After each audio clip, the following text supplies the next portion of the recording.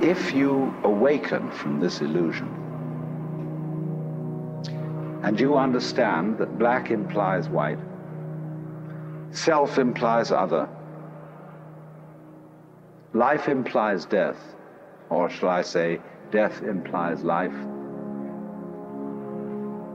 you can feel yourself not as a stranger in the world, not as something here on probation, not as something that has arrived here by fluke, but you can begin to feel your own existence as absolutely fundamental. What you are basically, deep, deep down, far, far in,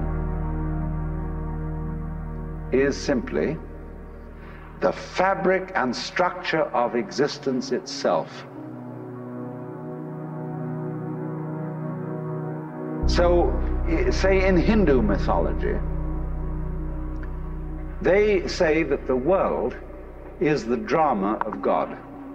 God is not something in Hindu mythology with a white beard that sits on a throne and that has royal prerogatives. God in Indian mythology is the self, Satchidananda, which means Sat, that which is, Chit, that which is consciousness, that which is Ananda is bliss. And in other words, what exists, reality itself, is gorgeous. It is the plenum, the fullness of total joy. Wow-wee.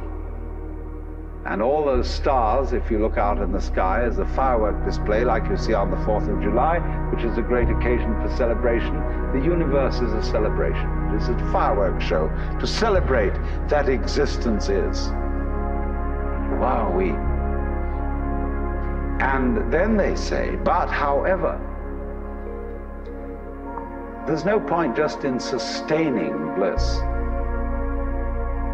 Let's suppose that you were able every night to dream any dream you wanted to dream. And that you could, for example, have the power within one night to dream 75 years of time, or any length of time you wanted to have. And you would naturally, as you began on this adventure of dreams, you would fulfill all your wishes. You would have every kind of pleasure you could conceive.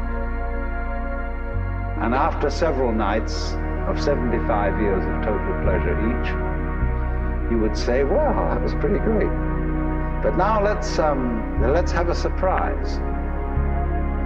Let's have a dream which isn't under control,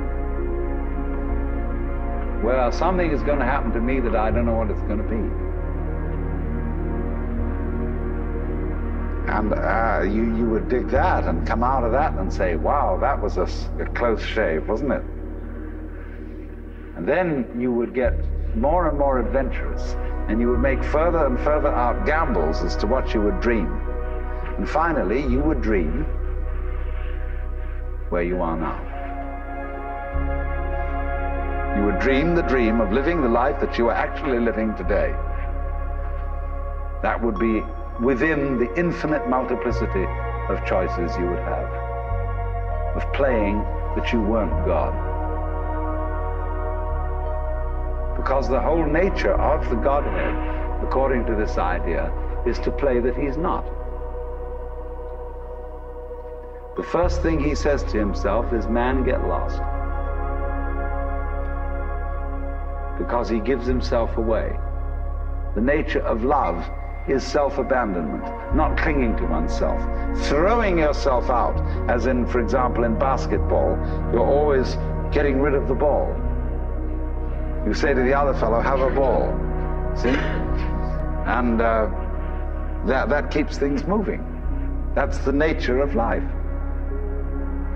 So in this idea, then, everybody is fundamentally the ultimate reality. Not God in a politically kingly sense, but God in the sense of being the self, the deep, down, basic, whatever there is. And you're all that. Only you're pretending you're not.